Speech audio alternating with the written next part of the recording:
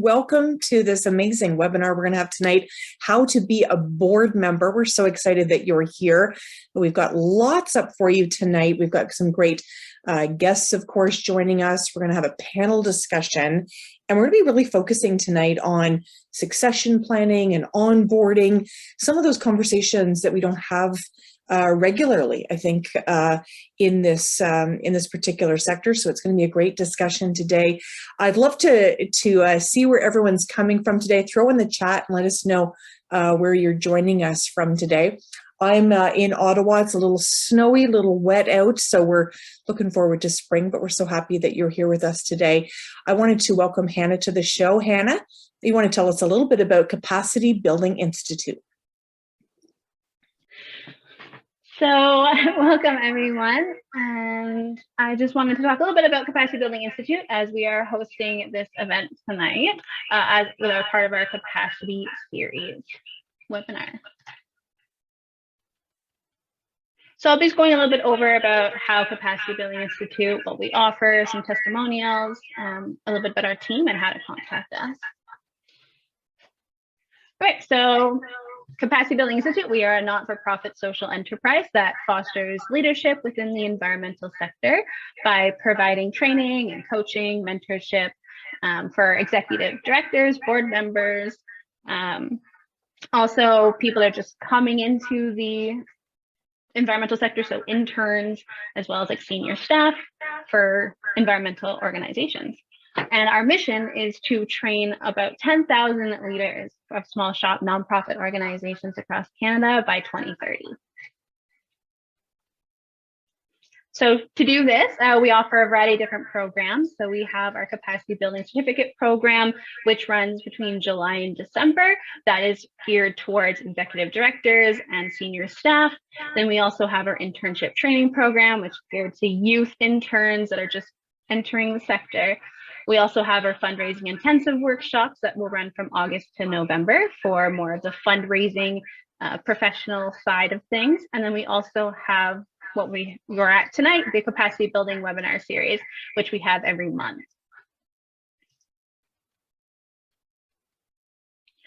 So we have we've been doing this for a couple of years now, and we have some great testimonials, and this one's from Dominique. She wrote, "I highly recommend the Capacity Building Certificate program to any nonprofit leader looking to strengthen and grow the impact of their organization." So we also have Hannah, who was one of our interns that took the program last year. And she had also talked about how it was a great opportunity for her to learn about grant writing and fundraising and just how to present for cold calls, financing, and different sort of website creation, as well as giving her that network of other interns to work with. So ultimately, our kind of goal of what we're looking at, what we ask ourselves is, how do we work efficiently with the constraints like limited time and resources? How do we develop leaders in the environmental nonprofit sector? And how can we strengthen and improve the ENGOs with their governance structures? And one of the ways that we are doing this is, you're here tonight, the Capacity Building Webinar Series. So this is a free monthly online webinar that we put on, and we alternate each month. So tonight is how to be a board member, and next month will be how to be an executive director. And we have different panelists and different guest speakers that will be coming in and out throughout the year. These are some of our lead trainers at the Capacity Building Institute. So we have Sam Laprade, who you see tonight, and she helps a lot with our fundraising side of things. We have Alex Keenan, who works with communications training. We have Barb King, as well as Robb, the current executive director of the Capacity Building Institute. And I also just like to take a moment to thank our board members and our partners, as we would not be able to do this without them. And so these are also some dates to keep in mind. So we have next month for this series is April 4th at 4 p.m. for how to be an executive director. Then we have May 9th as well as June 6th. If you have any comments or questions about tonight, or if you want to learn more about any of the programs we offer, how to sign up, the deadlines for that, you can email Robb Barnes at robbbarnes@capacitybuilding.ca. I also encourage you to take a look at our website to kind of learn more about the different programs and stuff that we offer. This is going to be all about how to be a board member, and it's my pleasure to introduce our panelists today. And of course, the one and only Kristina Inrig, who we've had the opportunity to have before. Hi, Kristina. How are you? Hi, Sam. I'm doing very well. Thanks for having me again, back again tonight. It's my pleasure. Kristina, tell us a little bit about yourself. Well, I am now over at the Sustainable Capacity Foundation. But I have worked for almost 20 years as a small shop executive director of various environmental organizations. And so I've worked with a lot of boards, and I've also been a board member on a lot of boards. So I'm happy to be part of the discussion tonight. Amazing. Thank you so much. And Robb Barnes, hello. How are you tonight? Hi, Sam. Doing great. That's great. Tell us a little bit about your history, Robb. Yeah, I've been involved, I got roped into my first board at the age of 17. And basically my principal found me at my high school and said, you should join this board. So exposure to a board. Since then, I've been involved with the nonprofit sector and really the environmental sector for the last 12 years.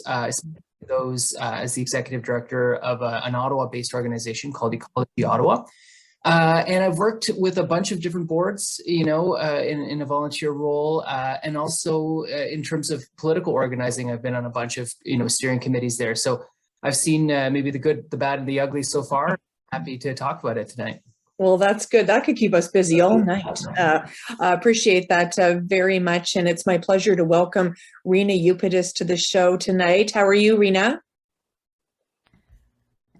I'm good. I hope my Wi-Fi is as happy as I am tonight. Well, it sounds great. You sound lovely. We're not seeing you yet, but I see me on the screen. There you go. We see you now. Lovely, lovely.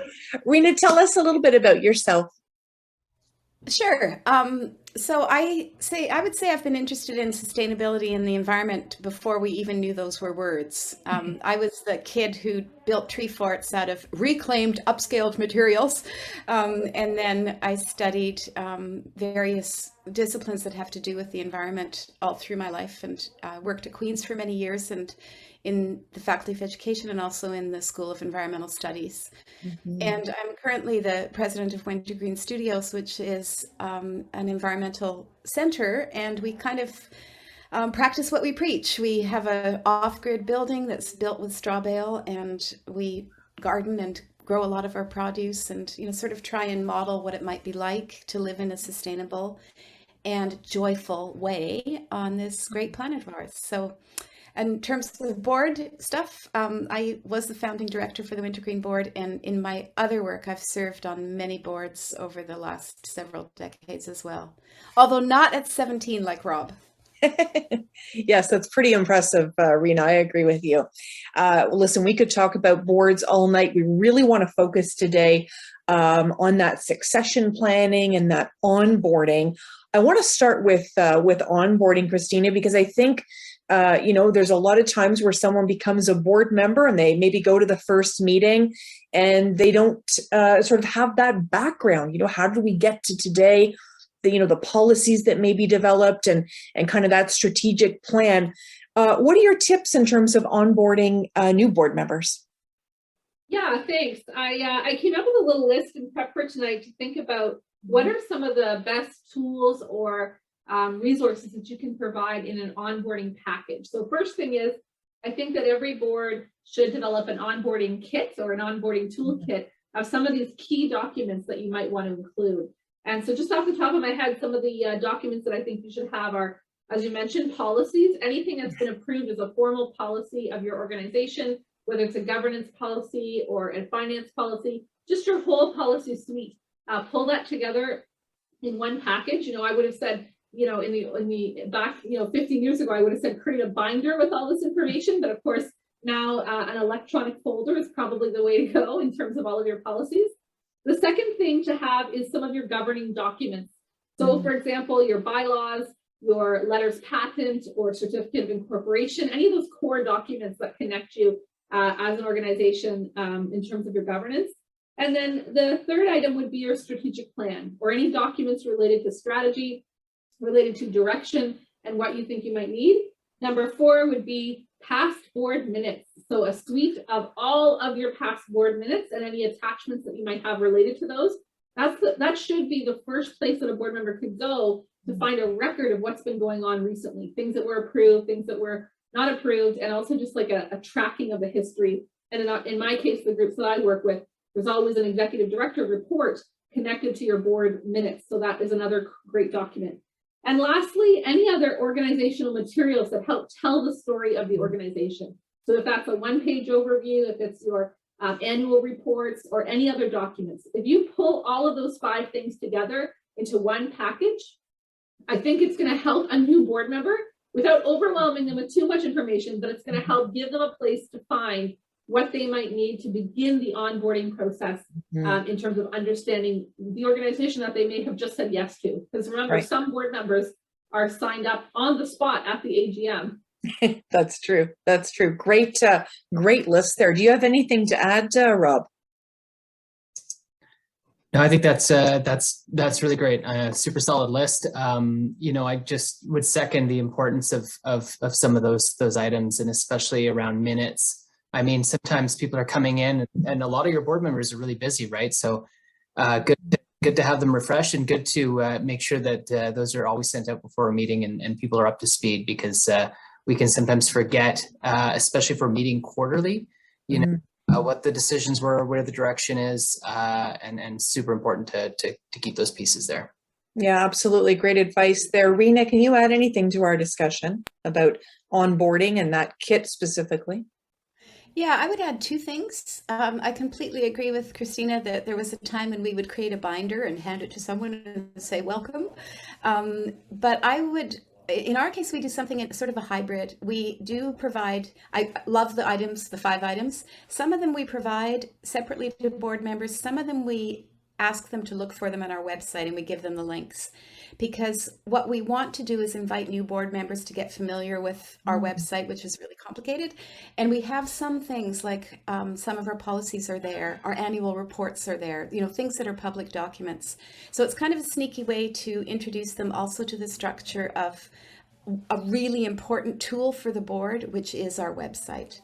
And the second thing I would add is we only have new board members who have a past affiliation of some sort with Wintergreen. They have to have been here. They have to have experienced something. It could be as simple as one event, but they have to actually know what they're getting into in a more physical, almost visceral way. So I completely agree about the documentation. I'm with you there, but I would add, in our case, perhaps because we are a physical entity, those 2 things. Lovely. I really, really appreciate all those ideas.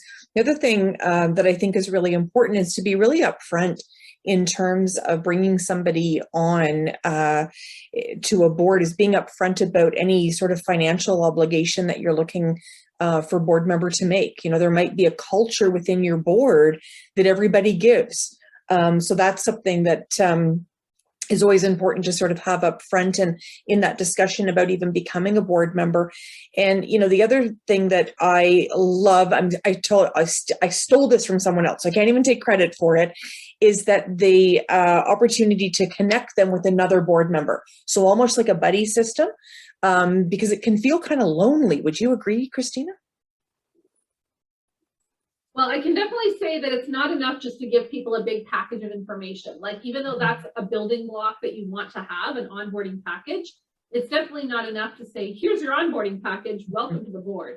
That relationship and that conversation is essential.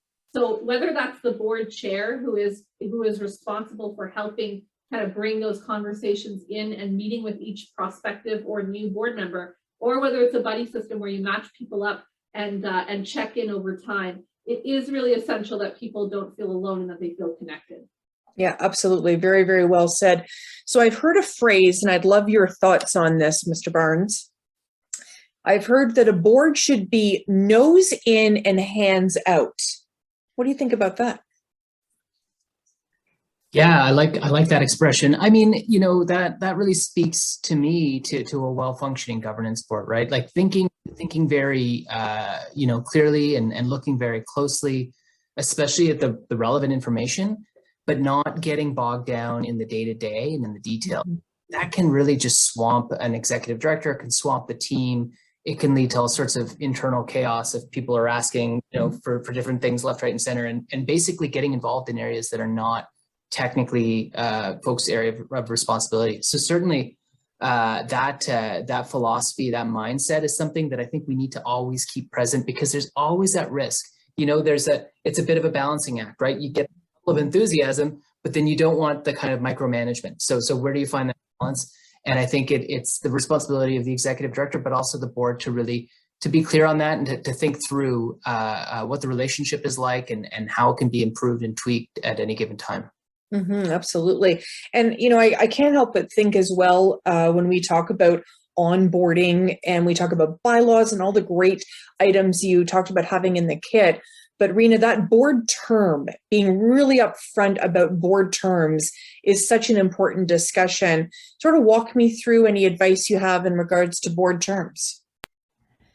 Sure. And I would also say that if I can, comment on the last topic, the nose in and hands out.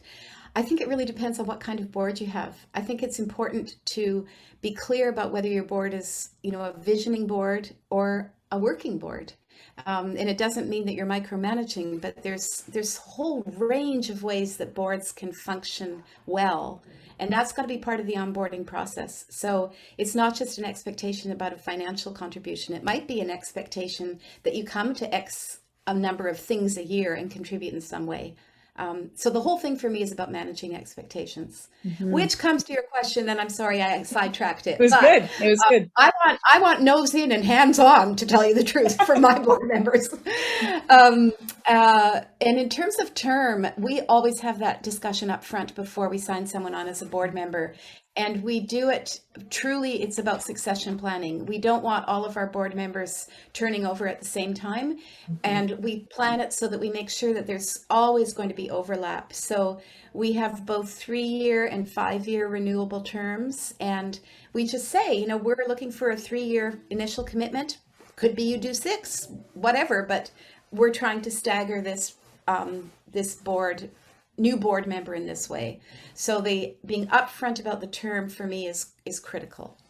Beautifully said. Absolutely. And Kristina, when we think about, you know, bringing those board members on and really sort of working through that strategic plan, you know, there may be a strategic plan already in process, or you might be coming up to sort of refreshing that strategic plan, or maybe you're going on a retreat, whether that be virtual or in person. How important is that process for that strategic plan, especially for those new board members? Well, I think especially for a governance board, the strategic plan is a very critical element.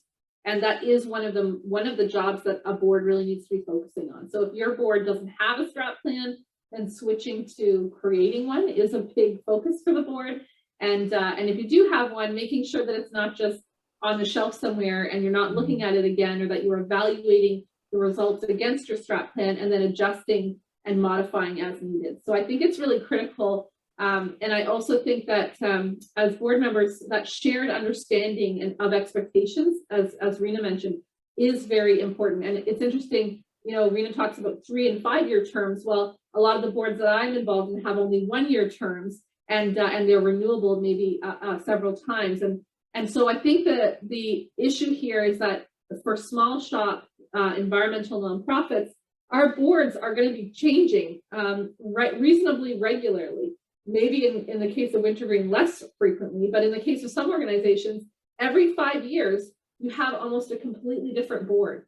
So that strat plan can never just be something that is, you know, we made that before and here it is and it's already set in stone, because in order to have ownership over that document, your entire board needs to get into that, needs to understand it, needs to be involved in it. So I really do think that the strategic plan is a critical piece for both working and governance boards, but especially for a governance board. Thank you so much, Kristina. I appreciate that.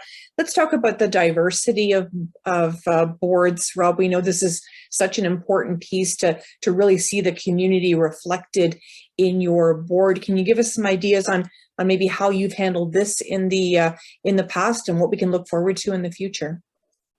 Certainly, I was jotting down notes as Kristina was doing at the beginning of the call. And one of the things that I remembered was a board I served on that was provincially based. And what we really tried to do is represent, it was broken down by gender and by geography. So there were representatives from all areas of the province.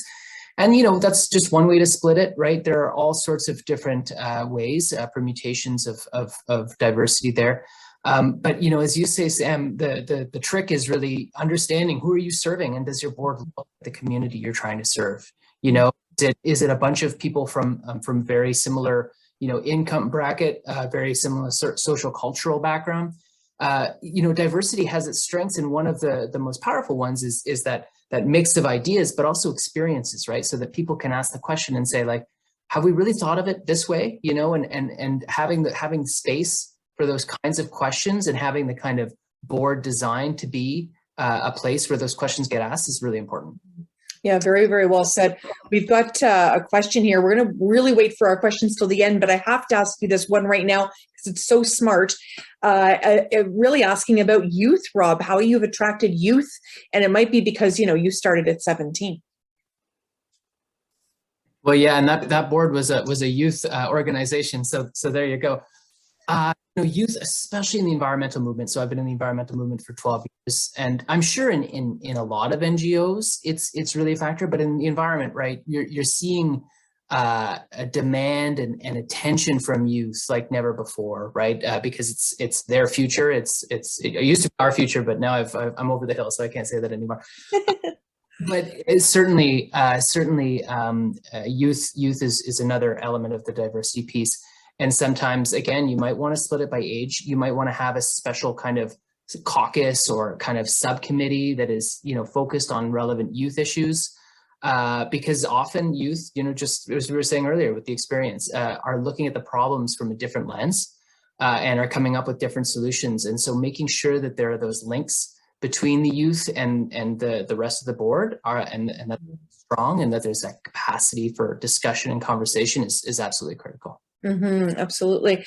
We've heard some boards sort of have this philosophy that they need to sort of, fill their own seat if they know that their term is coming to an end.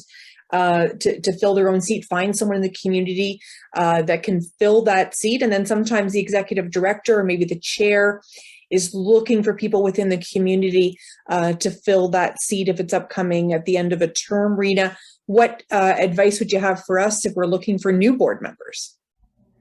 I never thought of fill your own seat. What a great idea. That would be so much easier. Yes. So our process has typically been a little more organic, I guess. When someone's term is coming to an end and they're not renewing, we have a discussion as a board with the executive director, and we talk about what representation we want in the new member. And obviously diversity is part of it, but not diversity for diversity's sake. It has to be somehow linked to I'll go back to Kristina's strategic plan. If we're trying to attract a certain population, then we're going to try and see if we can get somebody on the board that represents that. Fill your own seat. That's it. I'm going home. I have a new idea. I'm happy. Not the process that we use. Ours is more a consensual process with the board actually involved in that decision. Mm-hmm. Rena, I wondered if you could share a little bit about how you created your first board, because I always tell this story of it, and you say it much better than I do. So I will do this with pleasure. I'll do this with pleasure. Monica, who's our executive director, said to me earlier today, surely you'll find a way to tell this story. So thank you. So when I was starting Wintergreen, I went to a similar organization, or an organization that I emulated, which was Hollyhock, and it's on Cortes Island in British Columbia. Beautiful, off-grid, all their own gardens, blah, blah, much larger scale. And I spent several days interviewing the executive director and some of the board members, and I had been a participant there, so I knew, what the place was like. And the executive director said to me, pick a board with people who love you. Don't worry about expertise. Don't worry about having a marketing person or a lawyer or an accountant. You're going to have someone else do that work. You're going to contract that out. That's not what your board is for. You need people who share your vision and your mission and love you enough to tell you, no, that's a crazy idea, and not be afraid to have conversations that at the beginning of a board, beginning of an establishment of an organization might be hard to have. So I went home, I picked 4 other people I love and who love me, and that was our first board. I love it. That's still a criterion. So we actually, as a board, we all know that story. It's kind of the Wintergreen legend. We pick people that we think are fine, kind, wonderful, fun human beings. That's the first criterion. Our board meetings are fun, and I don't want them to have the heaviness that I've seen and experienced in other boards. So if that's the version of the story, Kristina, that you remember, that's the version I remember. That's awesome. I love that so much. Thanks for sharing that. Yeah, it's definitely refreshing to hear a different way of attracting board members, and that philosophy is great. And and we sort of alluded to there, Kristina, in terms of boards, is there can be some friction sometimes, and it's not that we expect everyone to agree, because that's not what the board is about either.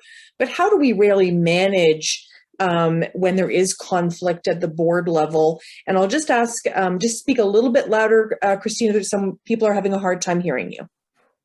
Yeah, sure. Sorry about that. I should pull my laptop a little closer, I think, next time. But yeah, so conflict is good. Conflict can be healthy. And we did a couple workshops before, not on conflict resolution, but on conflict evolution. And the idea that, as an organization, you shouldn't be afraid of having conflicts and discussion. And I think that coming to the table with conflict, we all need to understand that we may not agree on all the topics, but that we want to leave here still loving each other, as Rena said, starting that way and ending that way. So, being willing to set our differences aside and agreeing to disagree on certain topics. So I think that comes from relationship building first, I think. And so at the end of the day, the board does need to build that connection with each other to know how it can work together and how it can communicate, and then to address conflict. And of course, your board chair can be so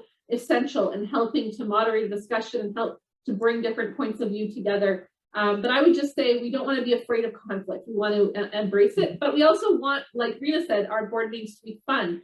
There have definitely been board meetings I've been involved in where it hasn't been fun, where someone has been so mad that their face has turned red and spit has started flying out of their mouth toward me across the room. Like, that's not the kind of board meeting. And in fact, when I go to a board meeting as a consultant or as someone helping and advising, if I go to a meeting and that kind of thing is happening, I know very quickly that that's not the kind of board that I want to stay connected with, if they aren't willing to change and transition. Because if you just feel heavy and yucky every time you leave the meeting, then, who wants to be part of that? Like, who wants to be part of that?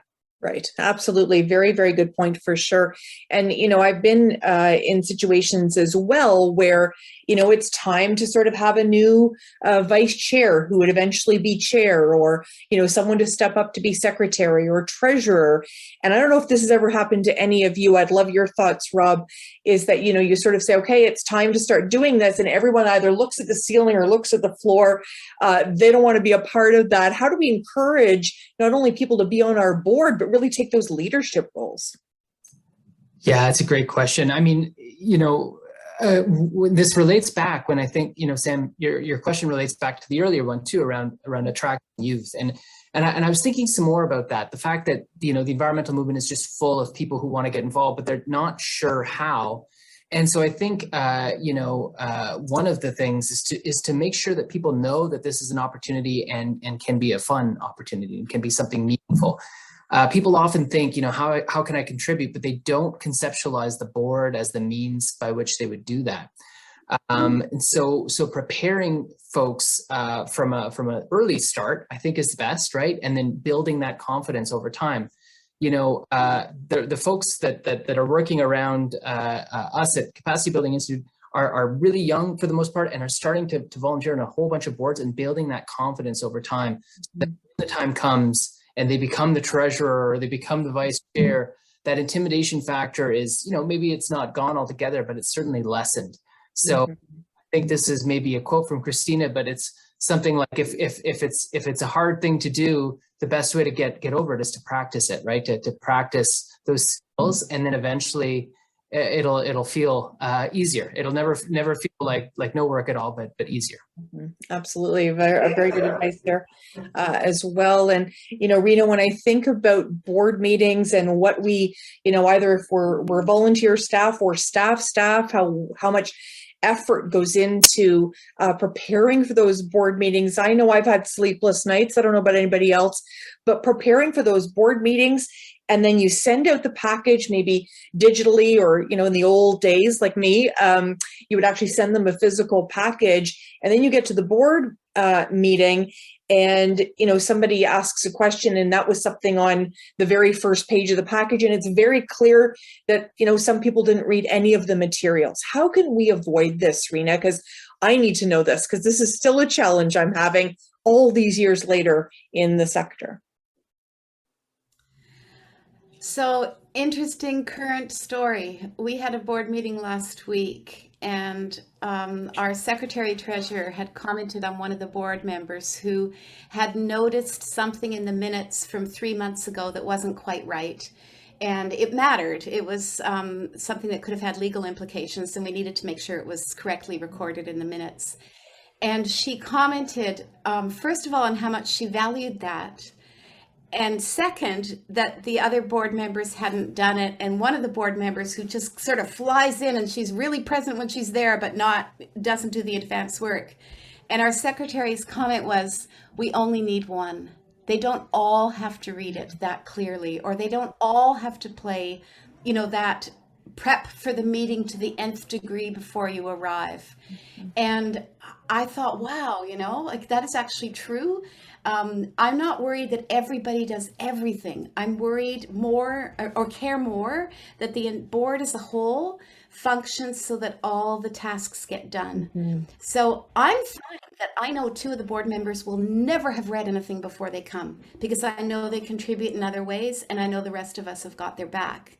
And so I don't ask how do I get a board member to do X? I ask, how does this job get done by the board? And then, you know, sense where the strengths and weaknesses are of all the board members. I feel like tonight is therapy for me, Rena. I swear, that was therapeutic for me. I feel like I'm onboarding that. Anytime you talk to Rena, it feels like, wow, you're right. That is what we should be doing. Exactly. I'm just like, oh, you just solved all my problems in one there. We have got some amazing questions coming from, you know, some of our participants today. Keep them coming, by the way. We do have some time for questions. I'm going to talk to one of them right now, Rebecca Aird. Hi, Rebecca. How are you? So glad you're here. Some great advice. She's saying, what about the balance between, and I love this question, what about the balance between profile members and knowledge members? Such a great question. Who wants to take it? Kristina, are you all over that one? I want to hear what Rena has to say, because we did go through that conversation about, you know, do we want big names on the board, and how do we think about that? That's very interesting. And thanks, Rebecca, for being here and for your question. That's great. I think it's a balance. I think it is. I think you want to, more than anything, I think you want to have board members who are going to be engaged and who care about the cause. I think that's way more important than whether they are of high profile or not. And I also think that it's way more important than whether they're a lawyer or an accountant. I find a lot of people get caught up on trying to fill certain seats with certain positions. And I think that that is so unimportant.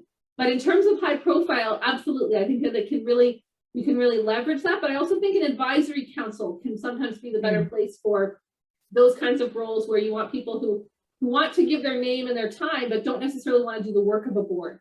Because I would say if all you have is high profile members, it's going to be hard as an executive director to get anything done. But I think there's obviously going to be some great examples where you can have a little bit of both.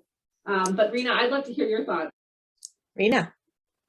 Yeah, I agree with what you said about if you want that kind of high profile expertise and you don't have it on your board at the moment, there are other ways to get it. So again, I don't care who the person is or what the mechanism is. I care that the organization as a whole has a way to get the task done. So Kristina, I think you already answered that question beautifully. Mm-hmm. Rob, did you have anything to add? Yeah, I mean, I think you said, Sam, that, you know, every time Rena speaks, there's a revelation. And I had one. I was thinking about this as Rena, you talked about how, you know, it's like the organic whole, as long as that addresses the issues. And it again points to that issue we talked about earlier around diversity, right? And again, you can slice diversity in many, many different ways. And one of them is skill set and you know, basically educational background as well. So again, not talking about, you know, you need a lawyer, you need an accountant. But I was involved with a board where we had one very powerful kind of charismatic ED type personality, and then we had an engineer. And it was a really nice balance because the engineer was super cautious. Everything, he'd check every number, he'd check every line, right? And the ED personality wouldn't, but was much more focused on vision and ideas and creativity. And having that balance was really, really interesting, really, really useful for the whole. So maybe the ED type didn't read all the minutes, but it didn't matter because the engineer did. I love it. I love it. Brilliant. Brilliant. We have another great question here, and this comes from Charlie. Charlie, thank you so much for being here tonight. How do you ensure that the board represents people in lower income brackets when frequently that means people have less free time on their hands and less treasure, though not less talent? Rena, do you want to take this one first? Yeah, I'd love to. First of all, it is not an expectation of our board members to donate or to give a particular sum or, you know, like some financial, I gave this much, and if you don't, you're not a board member. So that's not there. Treasure is not expected. Doesn't mean it's not given.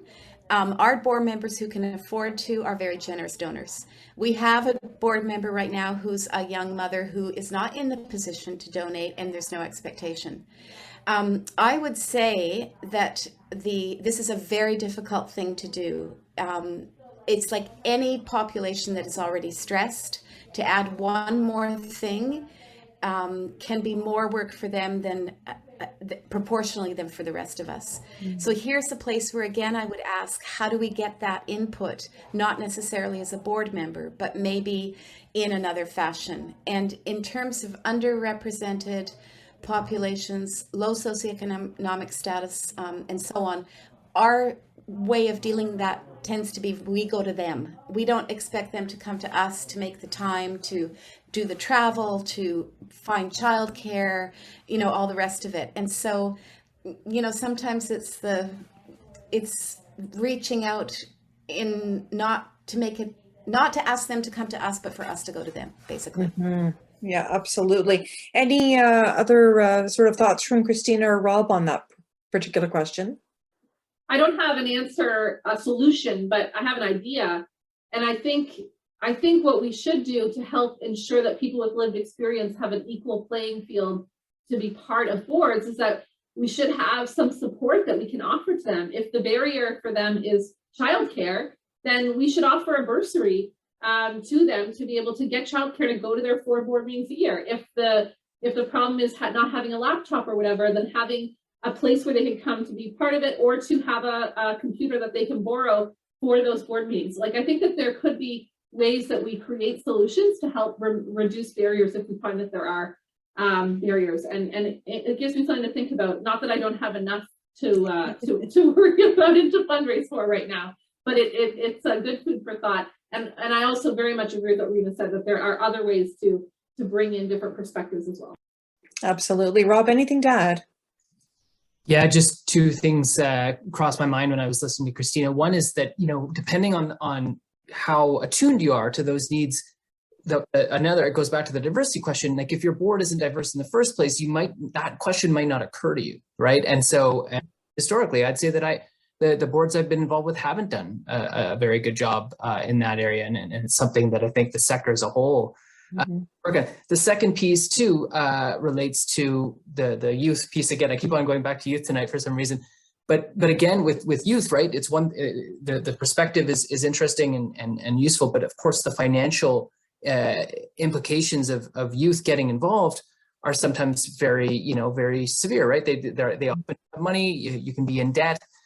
So certainly keeping that in mind when we're thinking about youth outreach, I think valuable. Absolutely. We've got a question here, and I think I know the answer, but I want to make sure. That that I've got it right. So there's a question here from Jean or Jean. It says, is it possible for people to on the board to work at the same nonprofit? Now, my answer would be no. You can't have staff sit on the board, and I want to make sure that everyone here is agreement with me. Rena, Robb, and Kristina, if you agree with that, can you put your hand up? Well, there's technically a difference between a for-profit and a nonprofit and a charity. So the rules are a little different depending on which case you have. Technically speaking, a not-for-profit, as long as you're not remunerating the person for the position of their board role, you technically can have them be a board member. However, from my perspective and in terms of what I think are best practices, I always encourage organizations not to pay in any way their board members, because it just sets the wrong tone and it makes it difficult. But so legally speaking, I'm pretty sure that as a not-for-profit and not a charity, you can have a board member serve as a board member and also be on payroll, as long as they're not being paid for their service on the board. But from a best practices point of view, and from a like what should be done, I always encourage someone, if they're going to move to be in a paid role, they should make sure they have, at least 5 solid board members set up and then step down from their role as a board member in order to start their role as an employee. It just keeps things cleaner. It's just better all around. And I think it's what also, like for me as a funder, that's what I would also like to see as well as a funder. True. And it just feels messy to me. Just how, all the complications there in terms of HR issues and remuneration and all those pieces. But appreciate that very much. We have got some great questions tonight. I'm just making sure I haven't missed anybody here. There's one question here, and I want to make sure I've got it right. It says, can you have a board policy for discretion to provide an honorarium? Rebecca's question in her sort of chat here, and I want to make sure I've understood that correct. Can you just send a quick note to me, Rebecca, and just see if that's correct, and I'll keep moving, and we'll come back to that. But there's certainly so many different sides to being a board member, being a great board member, and I've certainly learned a lot tonight. We've got a few minutes left, but I want to just take a few minutes and invite our good friend Emma. Hi, Emma. How are you? Hi, how are you doing? Good. We're going to take a few minutes and hang out with Emma, and then we'll be back. Stay with us, everyone. So I am with the social enterprise Eco Internships, and we are a social enterprise which helps assist other nonprofits with staffing support. So we work actually in conjunction with the Sustainable Eastern Ontario Network and the Capacity Building Institute to help provide fully trained interns to small shops who may not otherwise be able to hire one on their own. So since 2017, we've supported over 100 internships with over 38 ENGOs across Canada to help build capacity and provide staffing support. And here's just a picture of our little team there. All right, and so here's just a little graph outlining our growth. So we began our journey in 2017, and we had just 4 organizations and 5 interns. So over the years, we've begun building and expanding our program. Last year, we managed to hire over 57 interns and match them with over 34 small environmental nonprofits. So 2022 is going to be our first year that we're expanding nationally, and we're very excited. It's going to be a very fun and busy season. And so our primary role is going to be to help support organizations through hiring, but also to support interns throughout their internship. And there are various ways that we do that.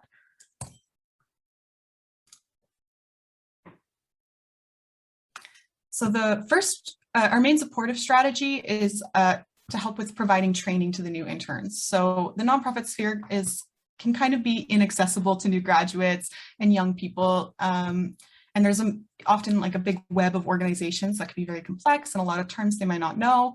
So we help by providing a 3-week intensive training program that occurs at the beginning of the internship. And this allows the interns to learn the ins and outs of the nonprofit industry and to better prepare them for their work. The program consists of both live sessions and independent assignments, and they cover various different topics to help support the intern.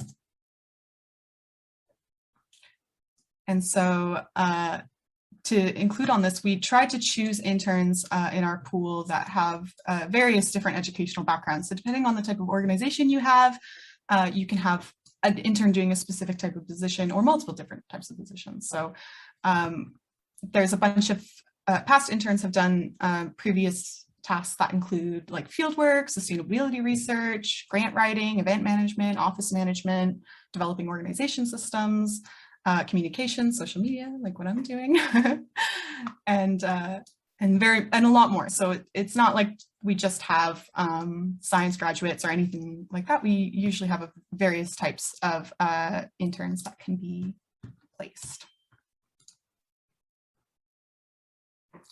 Another way we support our interns is through both mentors and managers. So mentors are part of our program where essentially every single intern gets assigned a mentor who is a past intern. So these interns mentors act like a supervisor or a supporter, a coach, something like that.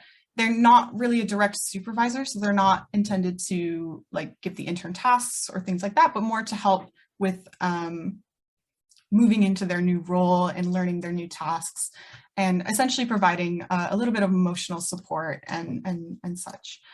And for the organizations who may not have a lot of full-time staff, this year we're also offering managers. So managers are for organizations that may not have someone there all the time that can be looking in onto the interns. So the manager can give direct tasks, usually interact with the board, and things like that. So here we also have some testimonials from some of our past interns. So Jerry was last year, as well as Jackie. And Jerry says that the internship program was valuable because it allowed him to fast track his professional development in a way that he wouldn't have been able to do in a short time on his own. He received a plethora of job-specific skills, which he'll always carry with him, and made connections with other interns and experienced professionals in the industry. Jacqueline says that the internship training helped her to understand all of the facets involved with managing a nonprofit organization. The assignments allowed her to apply what she learned in a practical sense, and the grading ensured that she was on the right path. So she didn't only learn from the assignments, but she also had active training, which allowed her to meet other people in the same position and to learn along with other people and get advice. Back too far there. So just for some information on how to apply, if you are an organization, you can go onto our website and just press apply now. We have a little application form to get just a little bit of preliminary information about your organization, and then we'll book an intake meeting with you to help finalize all of that. And if you're a prospective intern, you can also go to the apply now button, but there's an additional link over to our job board, which has a couple different positions, like either both a national pool and an Ontario pool, for example. So you can go there to apply.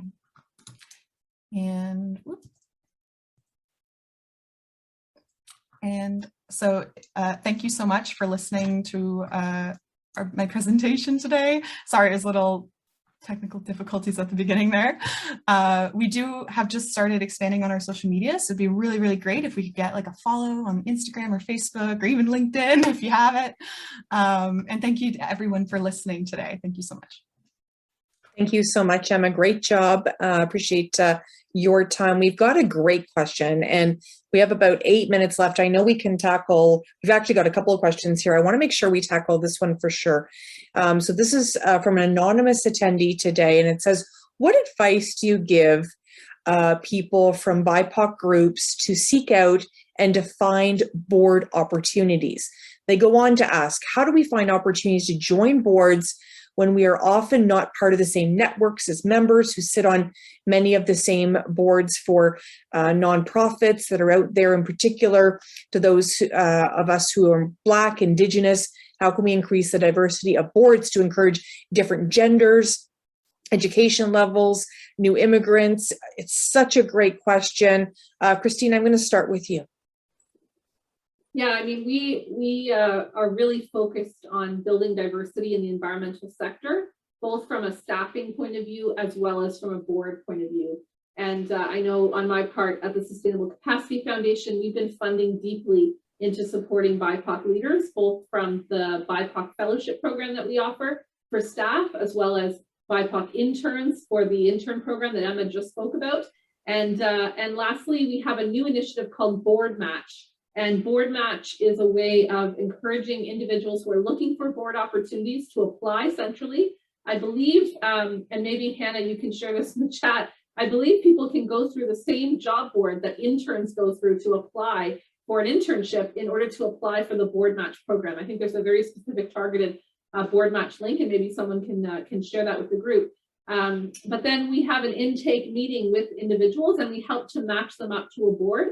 And we do keep in mind looking at diversity and looking to level the playing field in terms of bringing different leaders on. So I would really encourage you to reach out to the Board Match program if you're looking for a board opportunity. And I will just say that on my part and on the part of working with organizations, we're strongly encouraging folks to take diversity seriously and to look at the governing bodies of their organization as well as their staffing to think about bringing in BIPOC leaders and making room for a wide range of voices to be part of the movement.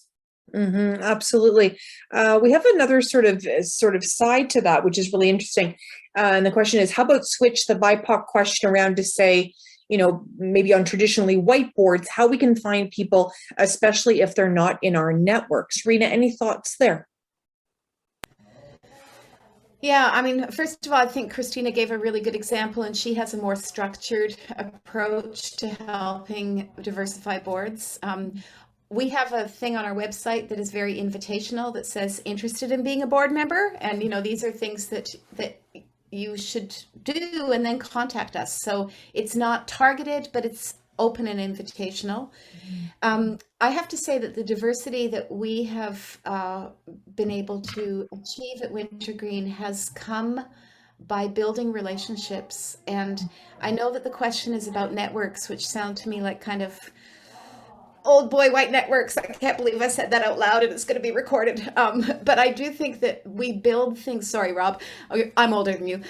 We do build those networks through relations. And so some of our board members have come from people who have come to our site, to our programs, to our courses, or have taught a course. And if someone has taught a course who's Indigenous or comes from we had a group of musicians that were Syrian refugees who did a concert for us and became more involved with Wintergreen as a result.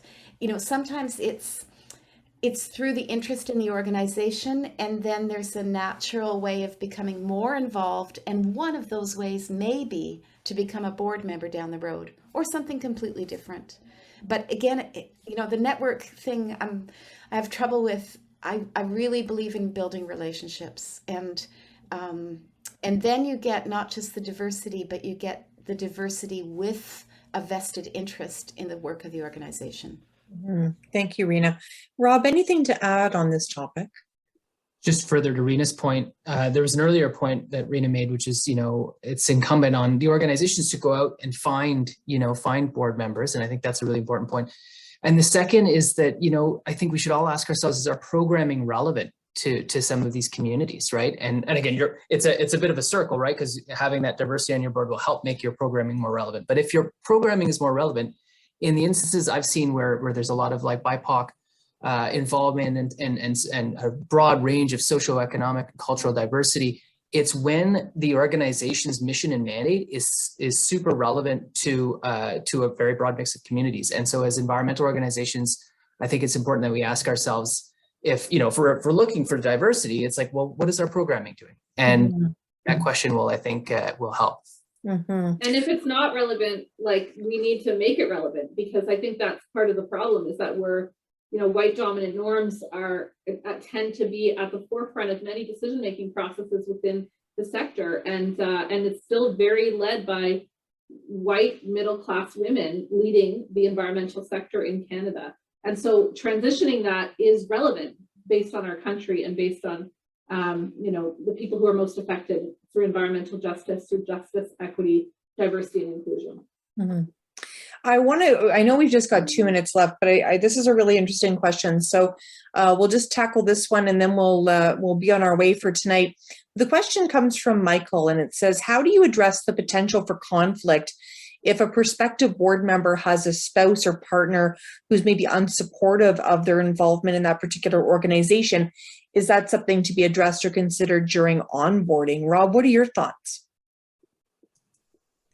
That one's $1 million question, and I don't think I have a good answer to it. I mean, in cases where I've seen this pop up, it's really hard. I don't have a quick solution. Maybe someone else does. Yeah.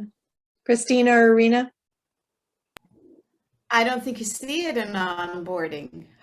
I think that's something that emerges later, and you think, how did I miss that?